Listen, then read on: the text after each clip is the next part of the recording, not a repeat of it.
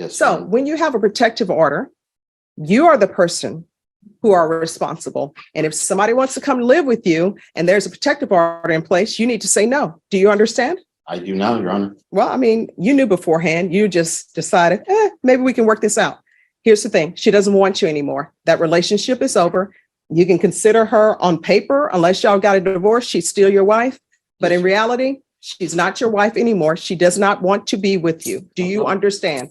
Do not call her from the jail. Do not call her from the prison. Do not contact her. Deborah Stanberg for the defendant, and I'm wondering if the court has the letter that the defendant wrote to the court. Yes, I didn't know if you had a chance to read it. yes, I have. Thank you. Thank you.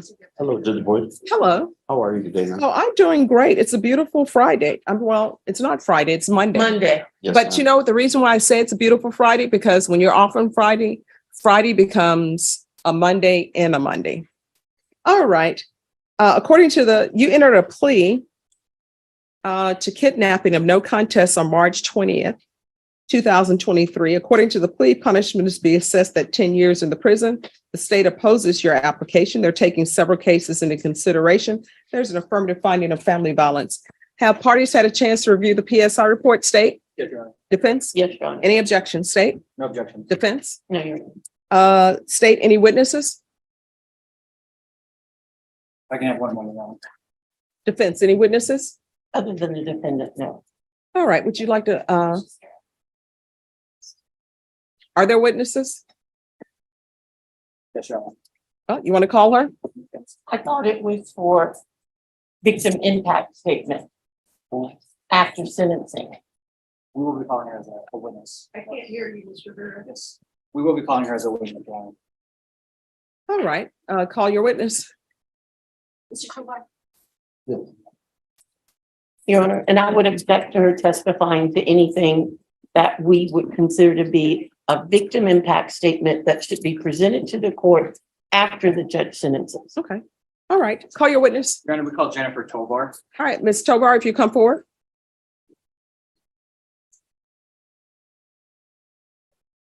Yeah, come up. Can you raise your right hand?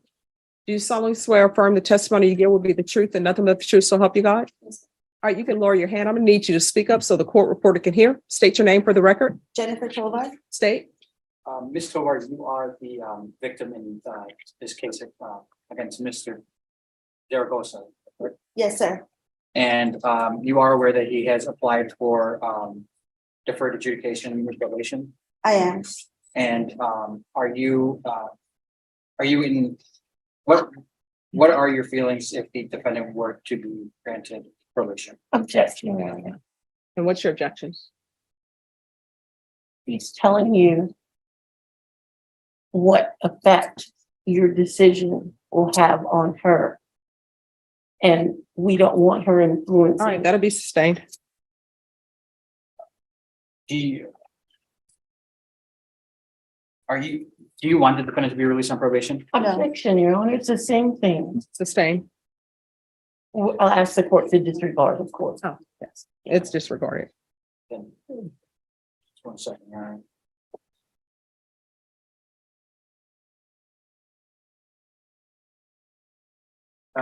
Ms. Tovar, on December 21st of 2021, can you tell the court what happened? So I visited Ray to pick up Christmas money because me and the kids were living in Atascosa County due to a CPS case that we had for domestic violence. Your Honor, I object because it's repetitive. Everything about that offense is in the police report, which was presented to the court as part of our plea package. All right, so just so all parties are aware, I've read the stipulations in its entirety. I always reread those before sentencing, and I read them once I make a decision on whether there's sufficient evidence to find somebody guilty. And I've also thoroughly read the TAP evaluation. So you can ask your next question. Yes. Ms. Tovar, have you had any contact with the defendant since these allegations? Yeah, so he calls the house and speaks to myself and the kids. I guess when he can, because he doesn't have No, any there's reason. objection, non-responsive. She answered his question. All right, that'll be overruled. You can continue. Oh, so he He has to use, I guess, a pre-collect call that he has because he doesn't have any money on the account to call us. Okay, So, and I don't fund it anymore. I just did for a little while around Christmas time, but no, he's only when he gets a collect call, he can call. And Ms. Tovar, you currently have a protective order against the defendant? I do. And do you feel that is sufficient to keep you safe? No. And why is that? It Objection, didn't Your in the Honor. first what is your place. objection? She's commenting on what your decision will ultimately do to affect her and her children. All right, that'll be overruled. You can answer the question. No, I don't think so. It didn't in the first place. It didn't. Ray was still coming around and still calling. And while these cases were pending, you did have a no contact order against Right. the defendant, correct? Right. But I was told that to let him talk to the kids. So even though we have a no contact order, that's why, I was taking calls so that he could talk to the kids. I didn't want anybody to say that I wasn't allowing it. Yeah, because they're not part of the protective order. It's just me. Thank you. Nothing further on. All right, defense. No question. All right, thank you. State, do you have another witness? No other witnesses. Your Honor. Defense. It's the defendant himself. All right, if you come forward. Could you raise your right hand for me, please? Do you solemnly swear or affirm the testimony you give will be the truth and nothing but the truth, so help you God? Yes, Your Honor. All right, you can lower your hand, state your name for the record. My name is Zaragoza Ray Jr. All right, defense. Thank you. Mr. Tovar, did you want to address the court with regard to why are you requesting her to give you probation? Yes. I feel that given probation, I could complete probation. As you know, I haven't been in trouble before, Your Honor. This is the longest I've been in jail. I feel that I've made a mistake. And if you read the current note I wrote to you, Your Honor, it describes more of my feelings. I want to apologize to the court and I want to apologize to my wife. Who we've been together 11 years, 10 years. Been with the family 15 years. All I know is my family, Your Honor. And I'm asking for your leniency and your mercy, Your Honor, for probation classes so I can better myself. Thank you. All right, state, any questions? Yes, Your Honor, briefly. Mr. Tovar, Yes, sir. in this case, you're charged with a violation of a bond protective order, as well as a repeat violation of a bond protective order, in addition to the kidnapping, correct? I am. It was. I was. And given that there was a no contact order protecting Ms. Tovar from you, you violated those no contact orders. That is wrong. She came to my home and moved in with me because she had no place to live. I wasn't gonna leave my wife and my kids out on the street. So I did not violate it. She came to me and that's how I violated it. But you were made aware that any contact with Ms. Tovar would be a violation of those bond conditions, is that correct? I was aware, but I was not gonna leave my kids and my wife out in the street, sir.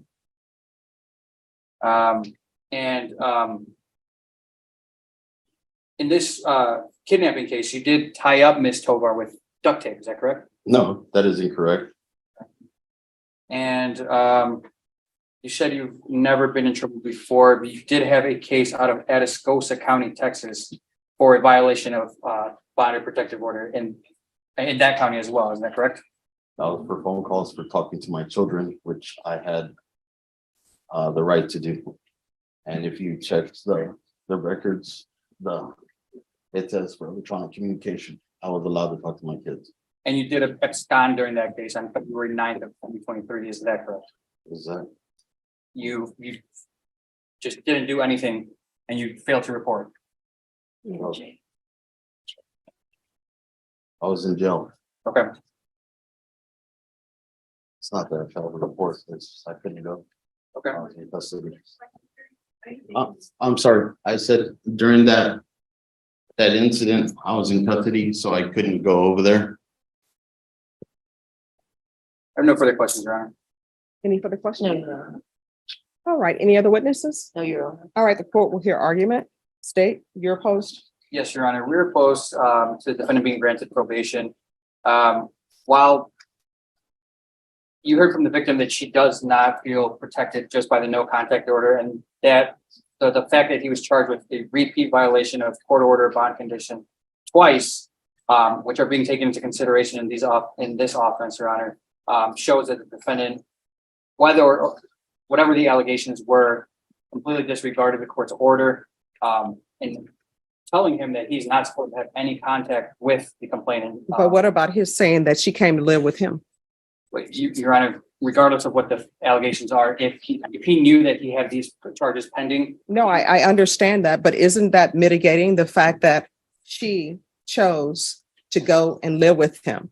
Now, I understand financially there are issues, but a no contact order, of course, it's a document, it's on paper, and the defendant knows they're not to have contact with them. But what about his saying that he had a choice? Either his children were going to be on the street with her, or either she was going to come and live with him. But it doesn't appear in that situation, if it's truthful, he didn't go and have her come live with him. She decided to go live with him.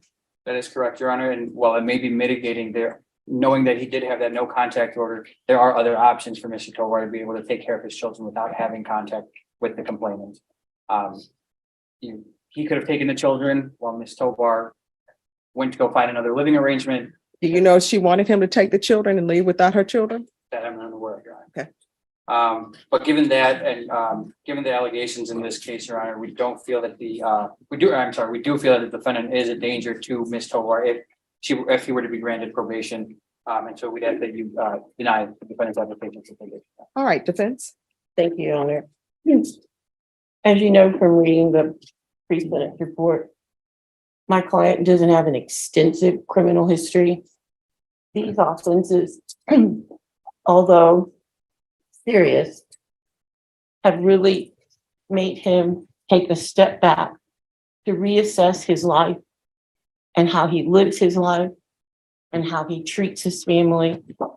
And I think he's expressed rather eloquently in the letter that he tendered to the court. He's going to do whatever it takes to fix himself. He's even read the PSI where the recommendations on the tap eval that if granted probation, he should be placed in a program to help make sure he's no longer drinking excessive amounts of alcohol. And he wants to fix himself in that way.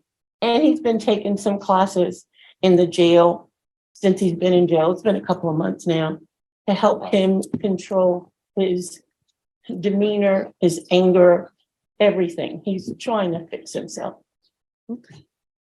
All right, this is what the court is going to do. The court is going to deny your application, find you guilty, sentence you to 9 years in the prison, give you credit for any time served. Take in consideration 2022 CR 7416, 2023 CR 1300, County Court Cause number 698311. There's an affirmative finding of family violence. There's a $1,500 fine, time and money to run concurrent, and there's to be no contact with Jennifer Tovar. You have to make better decisions in your life. Yes, Your Honor. This is just a mistake, Your Honor. I wish. Well, no, it was a choice, and it was a bad choice. Yes, ma'am. And here's the thing, I understand about protective orders. Yes, I ma'am. understand that sometimes the person who the protective order is supposed to protect, they decide that they're going to go live with the person that there's a protective order against. And then there's an issue that happens, and then everybody calls the police, and here we are. Yes. So ma'am. when you have a protective order, you are the person who are responsible. And if somebody wants to come live with you and there's a protective order in place, you need to say no. Do you understand? I do now, Your Honor. Well, I mean, you knew beforehand, you just decided, maybe we can work this out. Here's the thing. She doesn't want you anymore. That relationship is over. You can consider her on paper, unless y'all got a divorce, she's still your wife.